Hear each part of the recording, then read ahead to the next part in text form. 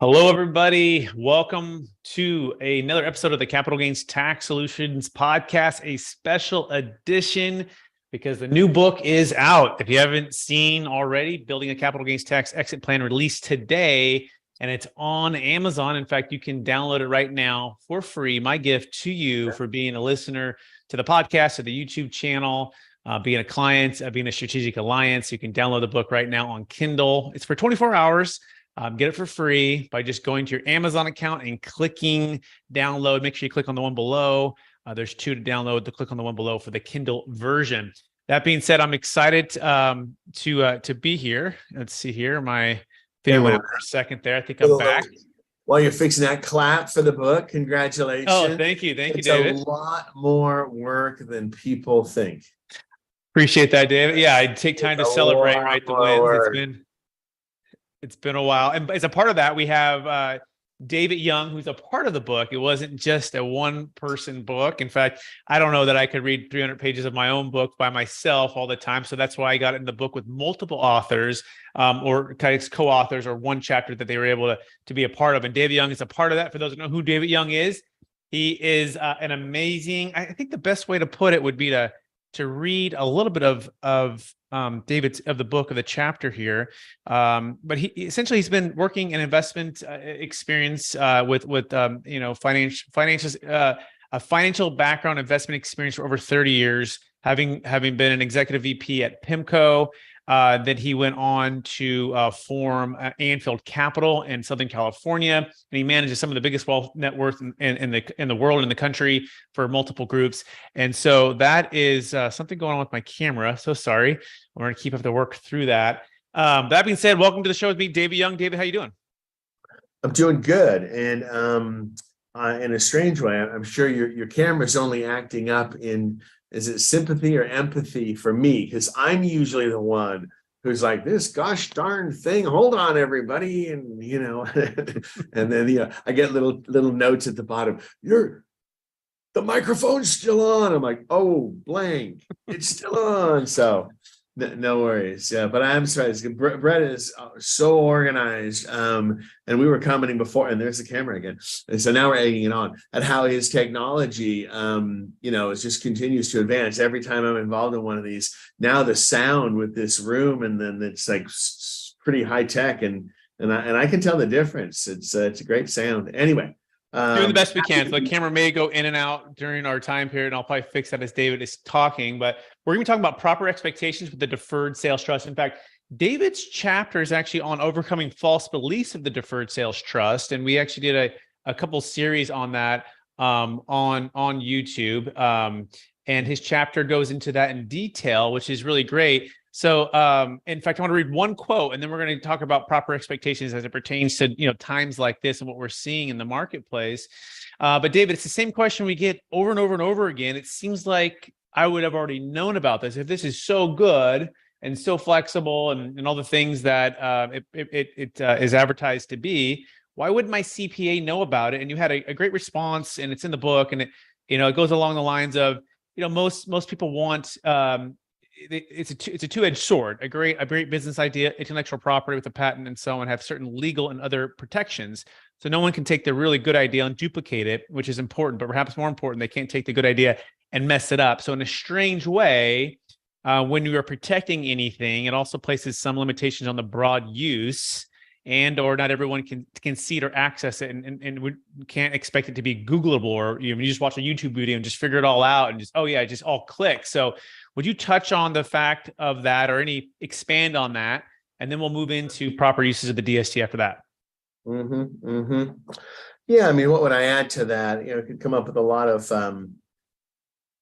analogies or other kind of vehicles to help drive that home. My sense is people understand it at a conceptual level, but and I think too, not taking anything away from the CPA profession, and I would, because it certainly could be said of investment managers, that there are some who they kind of know what they know, and they stick to the meat and potatoes. They do a good job, but aren't necessarily as adventurous or as up on, the newest techniques for, accounting treatments and tax related, things. Same can be said of my business. So I'm not casting aspersions there, but that's just a simple way of saying that, it could be if your financial situation is getting increasingly complicated. There are properties to be disposed of. There are other assets that need protections and different treatments. And you're in a period in your life when things are in flux, right? I'm going into that period now for a number of reasons. Good kinds of flux. You might stop and ask yourself, which is a healthy thing to do too. Are my advisors, the right team of advisors to take me forward? And it's entirely possible that maybe you need to have conversations with someone that has maybe real estate or other asset protection tax expertise. Doesn't have to replace your current CPA. Sometimes the way to get there is to expand the team when there's a specific need at a time, right? Back with us now, Brett, there on the camera. And so, I think it's fair to say without it being a negative thing. And there is an element of the need to protect certain intellectual property, certain licensing. There's all manner of situations where people have to pull up short of giving you the secret recipe, and they have a secret sauce, and that doesn't mean it's bad, but that also doesn't mean that it's the type of thing that's easily picked up in the modern world and tweeted and goes viral, and you can tell how much I'm into all that, right? It just gets magnified. It's not right for everybody. Not every CPA is aware or even wants to be aware, because it kind of changes their whole practice potentially. But it is actually, it's like anything. I've had occasion to do some research on a number of areas recently, and I've discovered that if I'm asking the right questions and using the right words, that what I thought was this kind of a sliver of a set of opportunities, it's huge.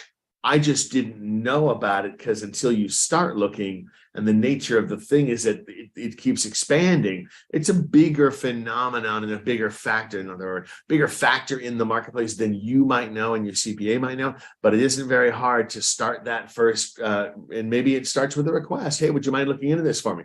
They're going to find very quickly how broadly and how broadly used, and how mainstream this transaction type and these trusts are. And so maybe there are just a little bit of like anything, until you have a need, you may not know you have a need, but until you ask, the need probably isn't going to present itself in its fullest capacity. And so I would encourage everyone just to take that extra step, look into it. Yeah, very well said. And on top of that too, transferring in that trust, you might have that CPA, that team to help you get to where you're at and help you grow your business and all of those things. And now it's a 10, 20, 30, $50 million business.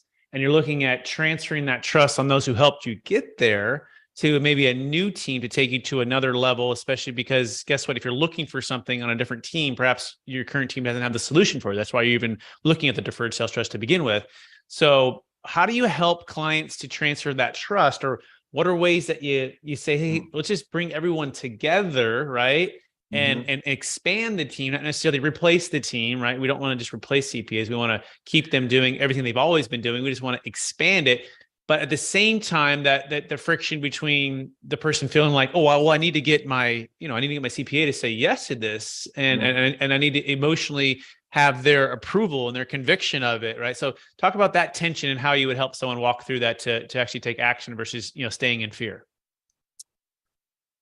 Yeah. So what would so in our role, we of course get involved typically after that's happened.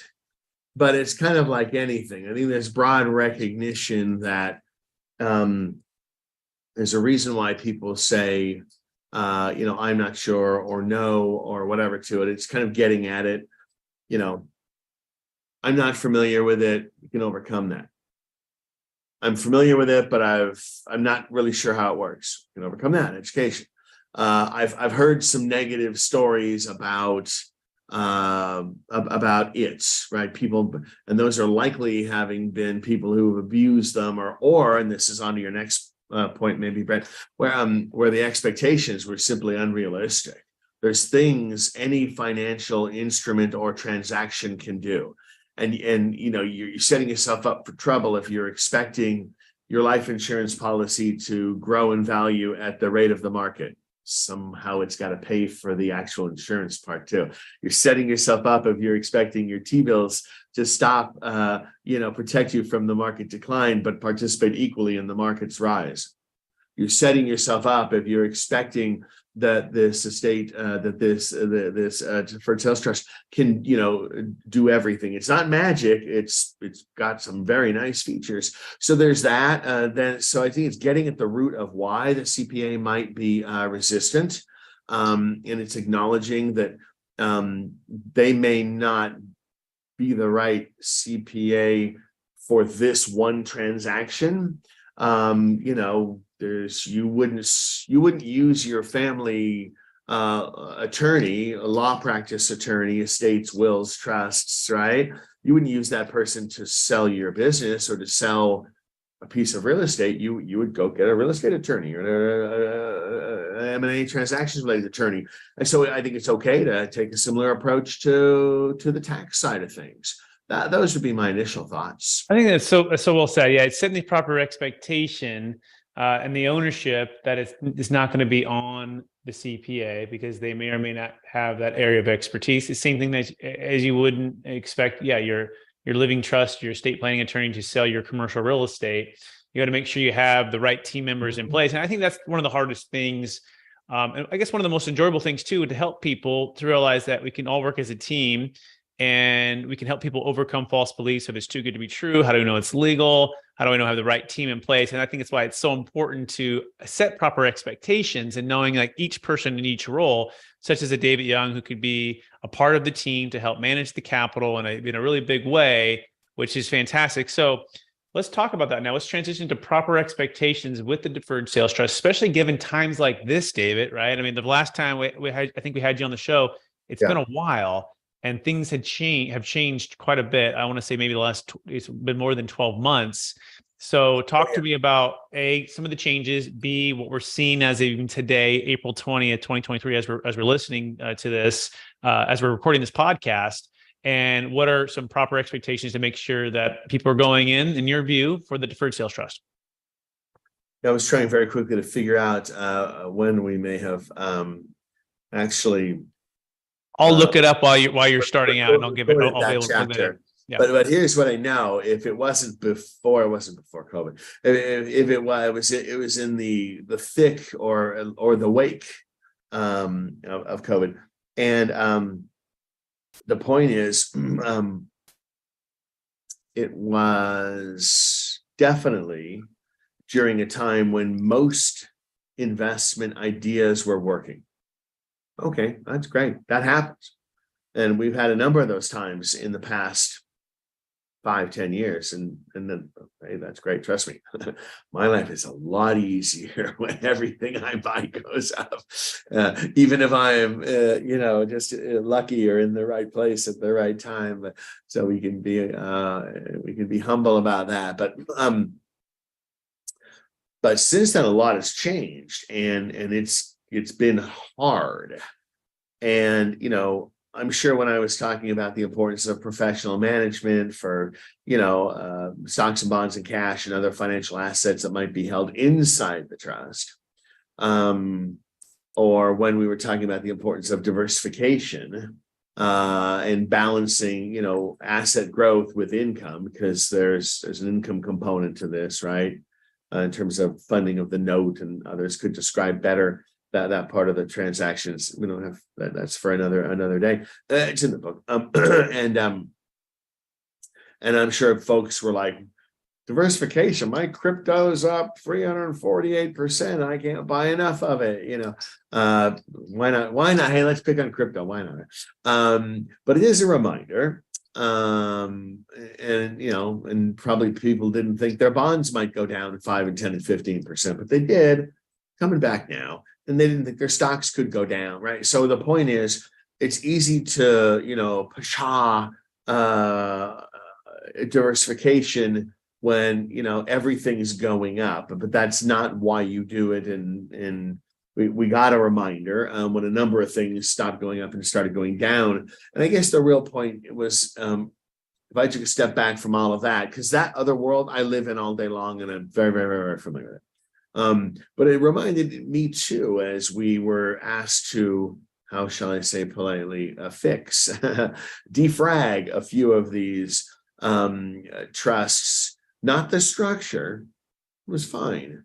And they weren't, and what was inside was not our cooking. It was somebody else's cooking, and they didn't follow some of these important principles.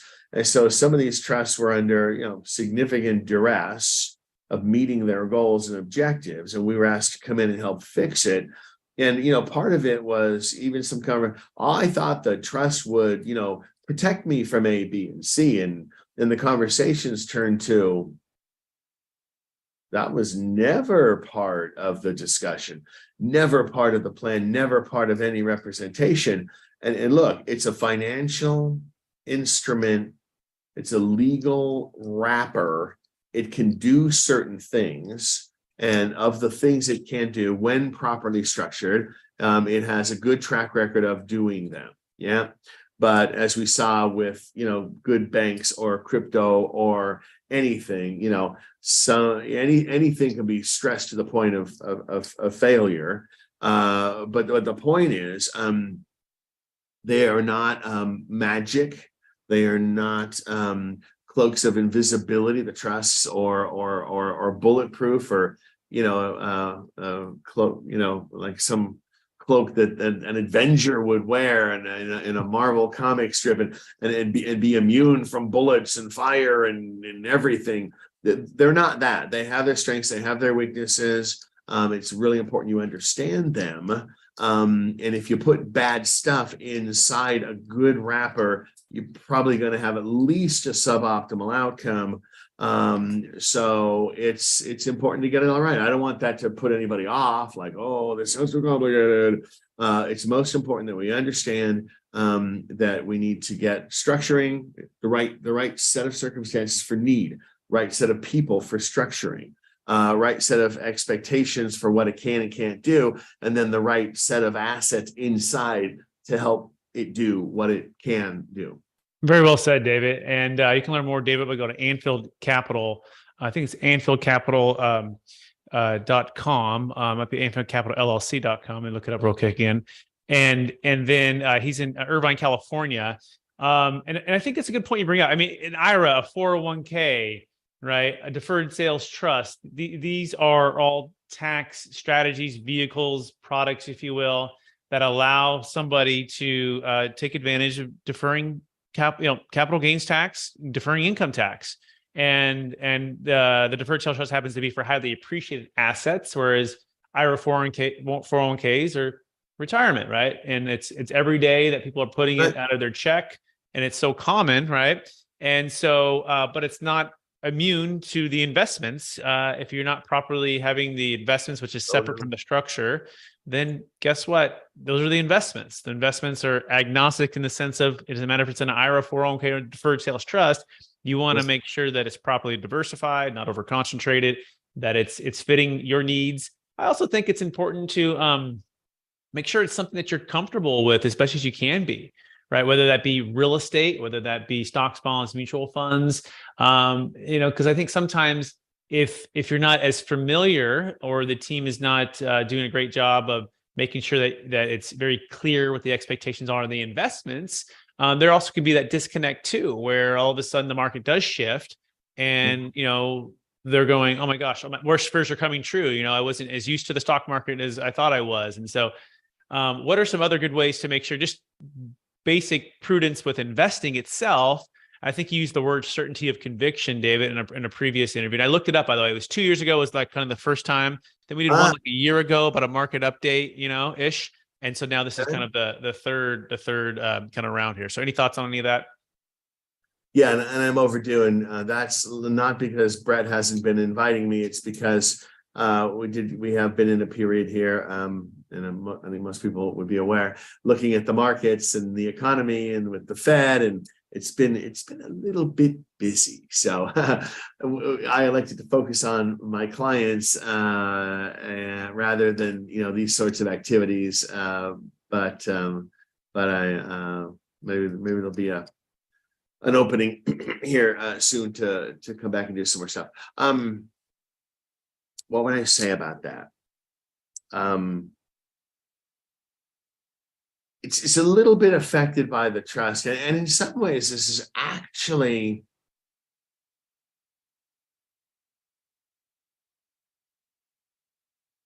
one of the most powerful, two most powerful things in investing, and people who do it for a living, and that includes me, they know this.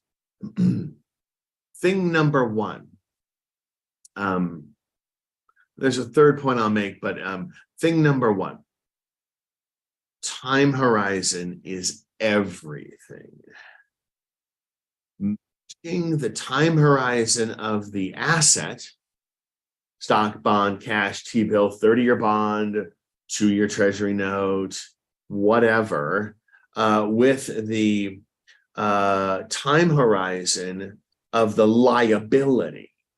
Now, you may not think of your need to have income in retirement as a liability, but it actually is, in the sense of the asset liability framework. You have stuff, call it money. And then there's a reason why the stuff, you have it, and it's because you worked or you invested, right? And then you have some want or need for that stuff: retirement, college education, what dream house, whatever the case might be. This is adjusted, to a degree by the fact that we're talking about an appreciated assets. We've already had that experience inside a trust, which itself has a term. But even then, that trust has a role in your overall asset allocation, taking into account a broad step of liabilities. I want the lowest possible payout because I want to maximize growth.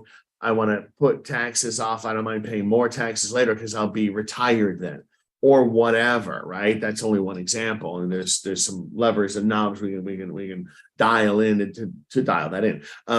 But you can't get away from this fundamental basic principle. Anytime we can increase the goodness of fit between the asset and the time horizon of the asset and the liability, we're moving in the right direction, because it's actually that asset liability mismatch that really gives us trouble. Assets, unless they are permanently impaired or broken or seriously damaged and won't recover recover their value, right? They will over time eventually, come around, right? And so, we oftentimes say, oh, no, I wasn't wrong. I was just early. This is what money managers say. I was just early, really early, And so I would argue that the vast majority of assets will go up in value and go down in value, and then they'll muddle along, and then they'll go up in value. And all that's meaningless if that asset has been and has been matched appropriately with the time horizon of the liability, the need, right? The purpose for investing in the first place. Because then you get to do the magical thing of, and I wish everybody would take their, if you have 20 or more years to retirement, take your, take the monthly statement for your retirement account, throw it away. And that's not advice. Don't do that. Don't get in trouble. But my point is, because that really is a distraction. It's most likely to take you off of the most important thing: short-term assets, short-term liabilities, limited slippage; long-term assets, longer-term liabilities, really limited slippage in between. But in the end, you really care about the outcome. And now we hear investors all the time say things like, well, the stock market's down and I'm worried about having enough money to retire. The stock market's down now and you're not retiring for another 20 years. So there's this mismatch of the time horizon for the asset, the time horizon for the liability, and the way in which we think about it. That's important. And I think diversification, we talked about it. It is the eighth wonder of the world, and it works. And there's different ways to go about it. We can debate that all day, and there's plenty of different people to tell you different ways of doing it, but it works. And so when in doubt, just spread those bets around. If you got if you got those two things right, you get the time horizon for the asset and the time horizon for the liability reasonably well matched. You will have less slippage. You'll have less anxiety. You'll have less temptation to sell at the wrong time or buy at the wrong time. And importantly, you will be less likely to find yourself in the position of a forced seller. So who loses money when real estate goes into bear markets, which it does every 5, 6, 7, 8, 9, 10, whatever years, and can stay in that zone for a number of years, right? Real estate cycles are long and strong, but when they're out of favor, real estate can be out of favor for a while. Who loses money? The people who have to sell. And who makes money? The people who are liquid and can buy.